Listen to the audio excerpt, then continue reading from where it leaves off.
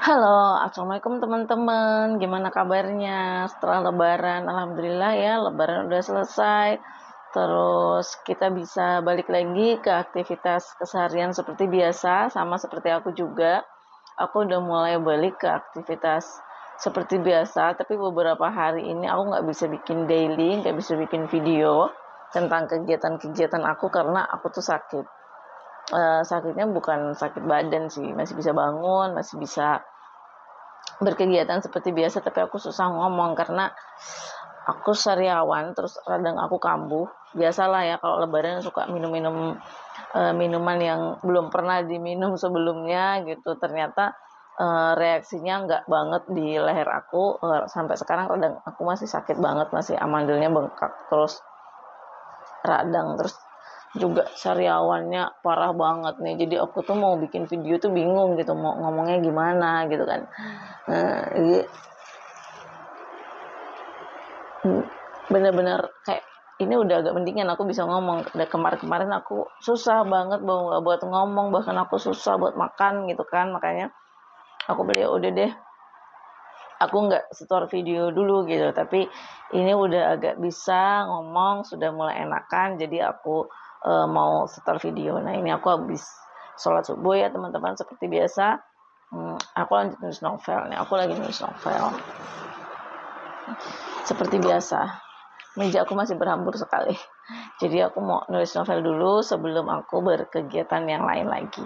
Nah, terima kasih buat teman-teman yang sudah menonton video ini. Semoga kita bisa selalu berteman, bisa selalu jadi teman bercerita, dan kalian semua bisa sehat selalu, berkah rezekinya, dan bisa menjalani hari-hari dengan semangat, sehat, dan bisa memberikan yang terbaik buat keluarga masing-masing. Oke teman-teman, ini aku lagi nulis novel sambil cerita sedikit ya tentang experience, tentang pengalaman aku. Jadi beberapa waktu yang lalu, waktu sebelum Lebaran, aku kan diskusi banyak sama teman-teman advokat se-Kaltim ya, se-Kalimantan, tentang lingkungan gitu, terutama tentang aktivitas tambang yang merajalela gitu kan. Jadi setelah diskusi itu, karena dulu kalau aku kan sebagai warga biasa yang nggak tahu apa-apa, hal biasa gitu lihat tambang liar di mana-mana gitu kan. Dan sekarang udah jadi ketua RT, aku bisa menyaksikan sendiri tambang itu bisa beroperasi di wilayah lingkunganku dengan bebas gitu. Dan aku juga nggak begitu paham ya, karena kan yang punya lahan mengizinkan lokasinya untuk ditambang, kemudian masyarakat sekitarnya juga mengizinkan. Jadi selaku ketua RT ini mau gimana gitu kan, mau nggak mau ya mengizinkan apa maunya warga, kita fasilitasi, kita layani mereka maunya seperti apa. Dan sejauh ini juga nggak ada ya yang ada laporan aduan atau apa. Aku tunggu sampai hari ini belum ada warga yang lapor tentang keberadaan tambang itu sendiri. Jadi aku pikir semuanya baik-baik aja, dan aku tahu di lapangan itu sebenarnya ya nggak baik-baik aja gitu. Tapi selama nggak ada laporan, aku nggak berani untuk menindaklanjuti juga, karena you know lah, tambang itu kan sistemnya hampir sama ya dengan sistem kerjanya tuh ya hampir sama lah dengan tambang-tambang yang sekarang lagi kasus gitu di Kejaksaan Agung gitu kan. Kalau diteliti ya mungkin seperti itu, karena selama ini aku juga mengamati gitu pergerakannya, dan sepertinya polanya sama. Apalagi ketika tambang itu lokasinya punya masyarakat. Jadi ketika masyarakatnya bersedia lahan pribadi dia ditambang, ya selaku ketua RT juga aku tidak bisa mengutak-atik gitu, sekedar memberi apa yang warga mau, melayani, memfasilitasi apa yang mereka inginkan gitu kan. Kita nggak bisa ngambil keputusan sendiri karena walaupun aku ketua RT, aku nggak punya wewenang untuk itu. Mereka semuanya ada di tangan warga masing-masing ya. Jadi kalau misalnya ada keluhan, ada apa, ada masalah, sebaiknya lapor ke ketua RT. Jadi jangan lapornya ke tetangga terdekat gitu. Akhirnya aku nggak bisa selesaikan masalahnya. Aku tunggu-tunggu sampai sekarang tidak ada konfirmasi apapun, tidak ada laporan apapun, tidak ada diskusi apapun. Jadi aku anggap itu semua baik-baik aja. Makanya kalau misalnya ada masalah terus tiba-tiba aku dipanggil dan lain-lain, sepertinya aku tidak ada di forum-forum diskusi sebelum tambang itu ada. Karena seharusnya kan sebelum ada aktivitas kegiatan itu kan harusnya ada diskusi ya dengan masyarakat, dan katanya sudah ada. Mungkin karena aku belum jadi ketua RT, makanya aku belum terlibat dalam diskusi-diskusi itu. Jadi ya begitulah. Aku berharapnya sih bisa ini ya, bisa adil gitu loh buat masyarakatnya. Aku bersuara kayak gini bukan untuk menjatuhkan atau menjudge tambang gitu, karena keberadaan tambang juga emang udah sesuatu yang tidak diperbolehkan tapi juga dibutuhkan gitu. Gimana gitu, nggak bisa mau berhentiin aktivitas tambang seorang diri gitu kan. Jadi aku hanya mengandalkan kekuatan warga. Kalau warganya bisa buat laporan, bisa ini kita fasilitasi gitu kan. Tapi kalau enggak ya semuanya berarti baik-baik aja gitu. Karena kadang sesuatu yang tidak bisa terselesaikan itu kita bicara bukan pada tempatnya. Makanya kalau misalnya ada warga yang mau menyelesaikan masalah, yang ada masalah atau apa, entah masalah rumah tangga atau apa yang memang mau diselesaikan secara ini lewat RT, ya langsung ke RT aja gitu supaya semuanya bisa clear. Kalau misalnya dibicarakan cuma sekedar sekedar di lingkungannya dia aja, nggak sampai ke sini, ya aku juga tidak bisa bertindak apa-apa gitu kan. Apalagi ya lah, tambang itu ada di bawah backingan siapa gitu kan. Dan walaupun aku ketua RT, aku nggak punya hak untuk menghentikan aktivitas tambang itu atau melarang sepenuhnya kalau warganya juga nggak ada keluhan, nggak ada laporan. Kalau tiba-tiba aku menghentikan itu aktivitas tambang terus atas nama masyarakat yang mana gitu kan. Jadi akhirnya sampai sekarang belum ada laporan, belum ada apa-apa. Jadi aku tunggu aja, semoga semuanya baik-baik aja ya teman-teman ya. Aku sudah minta dari pihak tambangnya untuk lebih meminimalisir dampak ke masyarakat, karena nggak jauh dari situ ada pertanian yang itu bisa dampak panjangnya pasti ke kesuburan tanah di situ. Cuman ya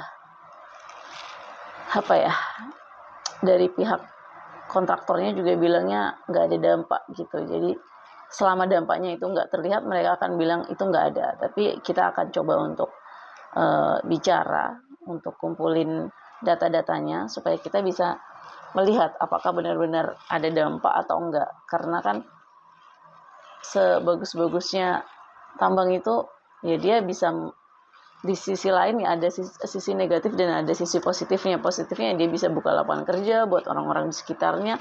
Negatifnya pasti ada dampak buruk di alam, di sosial gitu kan, yang aku secara pribadi tidak bisa menerima gitu. Tapi aku juga tidak bisa menghentikan aktivitas itu karena bukan wewenang aku ya sebagai ketua RT gitu kan. Jadi ya aku harap nanti teman-teman dari Jatam, dari Walhi, semuanya bisa membantu gitu kalau misalnya ada masalah ke depannya. Dan itu salah satu hal yang sampai saat ini bikin aku kayak sedih aja gitu loh. Selama ini banyak menyerukan tentang gimana lingkungan, gimana keberadaan tambang itu merusak lingkungan gitu. Terus mau nolak sebagai masyarakat biasa, ya mau nolak juga nggak bisa. Walaupun aku sekarang sebagai ketua RT juga tidak bisa mengambil keputusan sendiri, karena apapun yang dilakukan ketua RT itu berdasarkan musyawarah warga, berdasarkan persetujuan warga, dan aku tidak bisa mengambil keputusan sendiri gitu.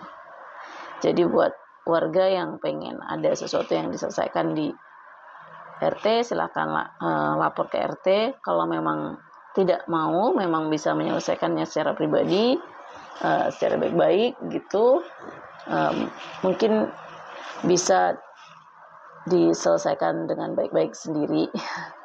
Karena walaupun ketua RT kita punya batasan, ada ranah pribadi yang kita nggak bisa masukin. Ibaratnya kayak, ya kamu yang punya tanah, terus diusik gitu gimana gitu kan. Jadi kayak aku nggak punya wewenang untuk menghentikan aktivitas itu karena yang punya lahan mengizinkan juga. Jadi buat teman-teman mohon dimengerti ya, buat warga semuanya, kalau misalnya ada aduan atau ada laporan silahkan lapor ke ketua RT. Karena aku walaupun sibuk banget, tapi hampir semua kesibukan aku tuh di dalam rumah. Jadi 90%-nya aku tuh kerjanya di rumah. Aku nulis novel, aku ngejahit, terus aku ya bikin konten-konten juga di dalam rumah. Kalau keluar itu mungkin kalau ada undangan, ada kegiatan, belanja, cuma itu aja gitu. Jadi kalau misalnya dibilang Bu RT-nya sibuk, ya sibuk. Tapi kalau untuk melayani warga insya Allah bisa. Dan pasti insya Allah akan difasilitasi apa yang mereka butuhkan gitu. Aku sebenarnya pengen ada forum-forum diskusi sih sama warga. Tapi selama ini nggak ada gitu, nggak ada permintaan juga dari warga, nggak ada sekedar kalau misalnya aku undangan ada amanat dari kantor desa, dari pemerintah, kita bisa sampaikan ke masyarakat. Tapi kalau dari masyarakat sendiri ternyata tuh nggak ada aduan gitu loh. Jadi kita itu bingung mereka ini sebenarnya maunya kayak gimana, karena kebanyakan mereka ngadunya ke tetangga gitu, ke tetangga sebelah atau ke saudara gitu kan, yang akhirnya kita nggak tahu gimana mau cari solusinya. Ya udah ya teman-teman, mungkin itu aja cerita dari aku. Semoga nanti teman-teman bisa bantu untuk itu semua. Kalau memang mau bantu bagaimana menyelesaikan itu semua, ya aku harap semuanya baik-baik aja sih ya, nggak ada dampak buruk ke warga. Karena kalau aku pasti ada posisinya ada di warga ya kan, walaupun gimana ya warga aku juga gitu.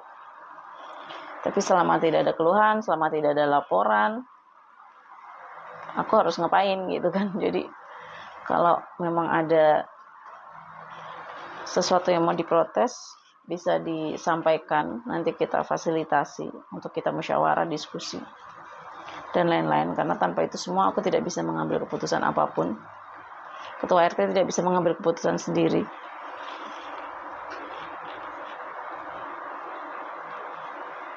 Oke teman-teman, ini aku mau lanjut nulis. Nanti kita cerita lagi. Mungkin sambil beres-beres. Karena aku deadline jam 8 pagi.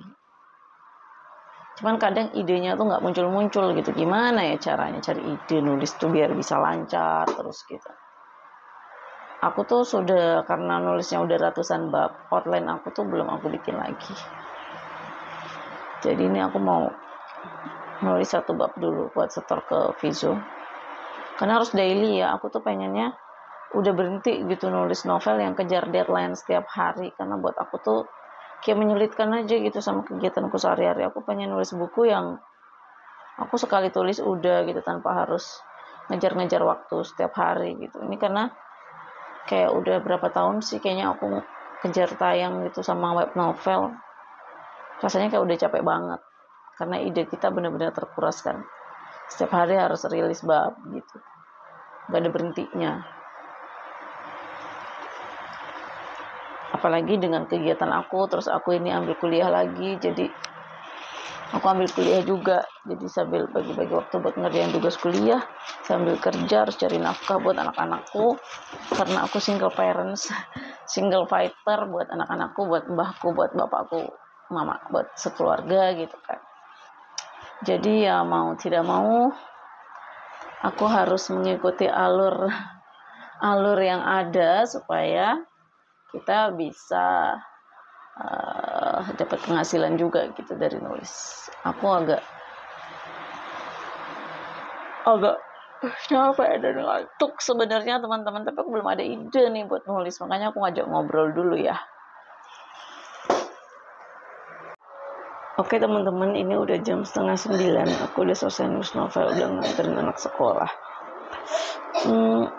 Ini kondisi lidah aku belum bener-bener sehat ya, masih sering sakit gitu, jadi maklum kalau ngomongnya agak susah. Nah, jadi aku mau lanjut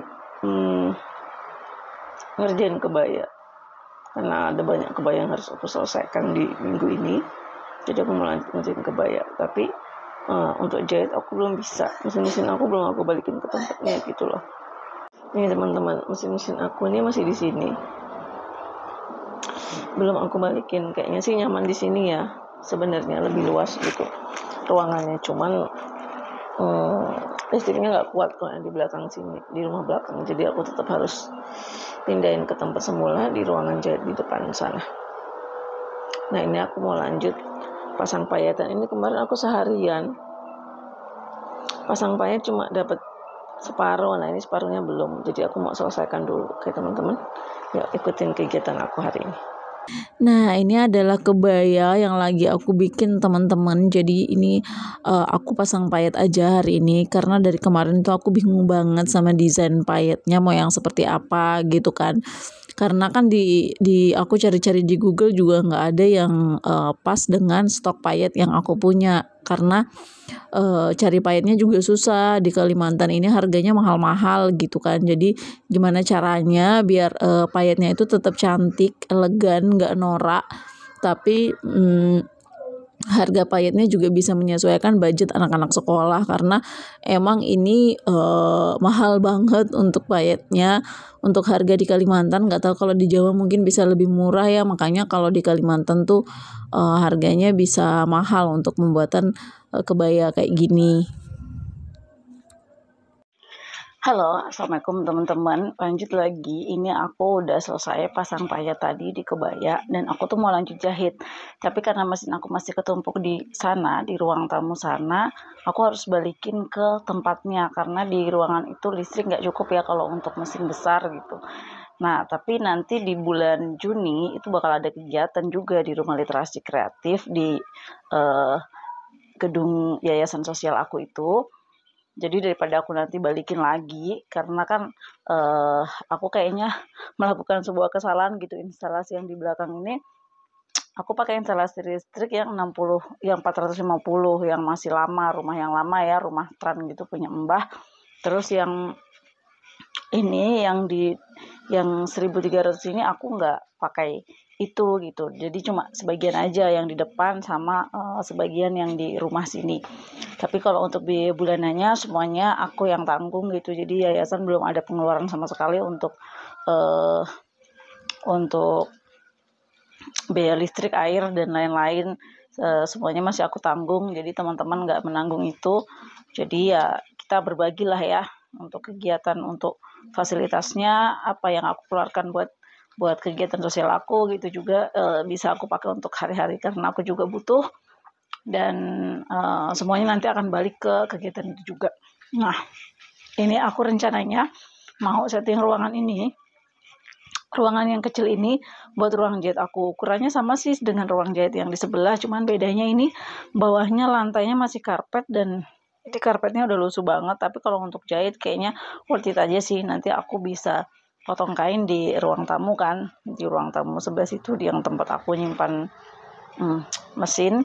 Dan ini aku mau setting dulu kabelnya, aku narik kabel dari sana manual. Nanti kalau sudah ada waktu mungkin aku bakal suruh kakakku untuk pasangkan instalasi listriknya di ruangan ini, karena di ruangan ini emang nggak ada instalasi listriknya. Tadinya sih emang rencananya jahit itu di luar sana ya, yang jadi satu sama perpustakaan di workshop depan untuk mesin-mesin jahit semuanya.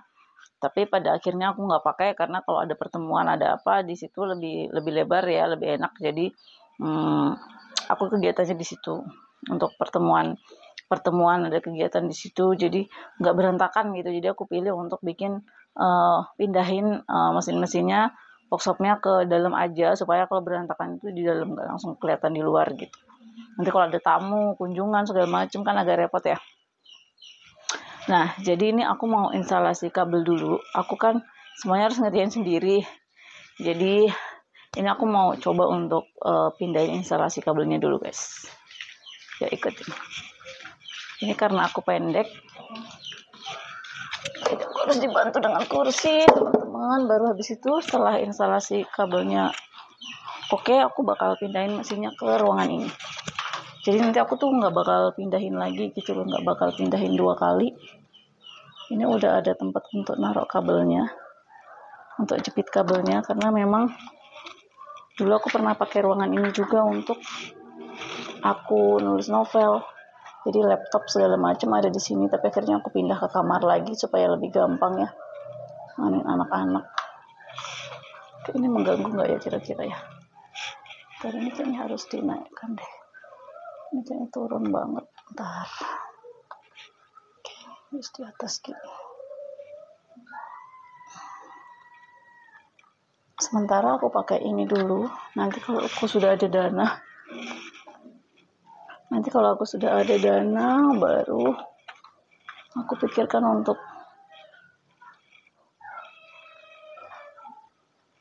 pasang instalasi baru lagi di ruangan ini atau listrik yang baru.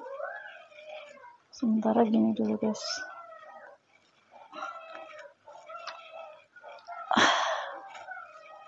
Kok yang ini nggak mau masuk videonya?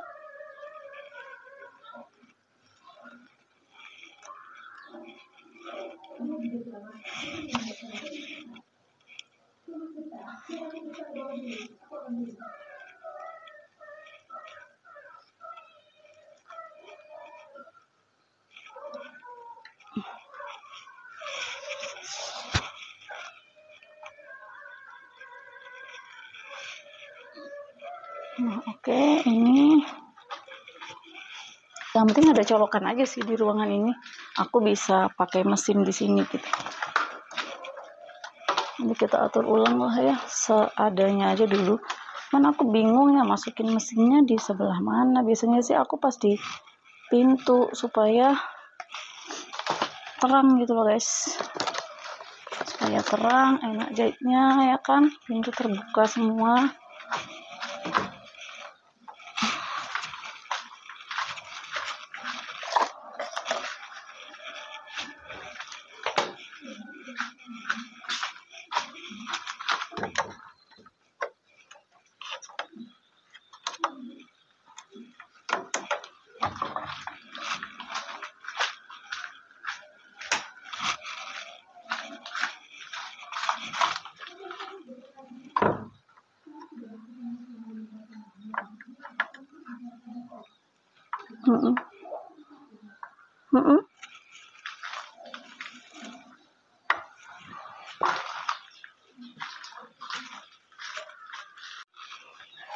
Oke guys, karena ini gudang barang, emang ini nih posisinya berantakan banget ya.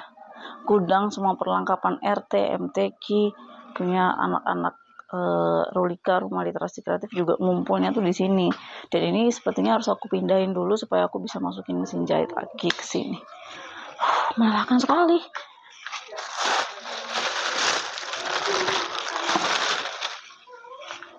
Nah, tadi aku juga sudah sempat beresin yang di sana. Rencananya aku mau pindahin lemari sih, tapi karena belum ada yang bantu, nanti aku cari orang dulu buat bantuin aku. Cuman sekarang agak susah juga kan nyari orang kalau cuma buat pindahin lemari aja gitu. Jadi nanti aku coba buat cari orang bantu aku buat pindahin lemari. Dua orang mungkin ya. Sendirian nggak bisa karena itu berat banget.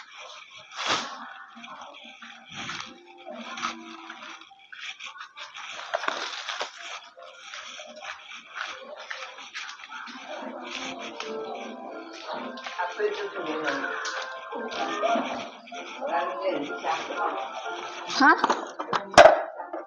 Iya. Belum tak kembalikan tadi Aisyah kesini juga lupa. Belum tak kembalikan tadi Aisyah kesini juga lupa. Suruh bawa.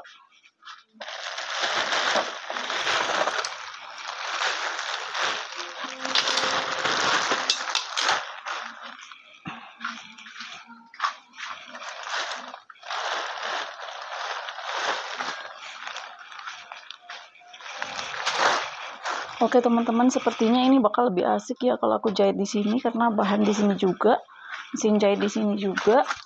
Aku nggak jauh lagi muter-muter gitu, nanti aku bakal setting ulang nih ruangan ini sepertinya. Yang penting aku bisa jahit dulu, pindahin mesinnya ke sini. Sementara ya, aku kejar deadline jahitan karena aku kejar deadline jahitan.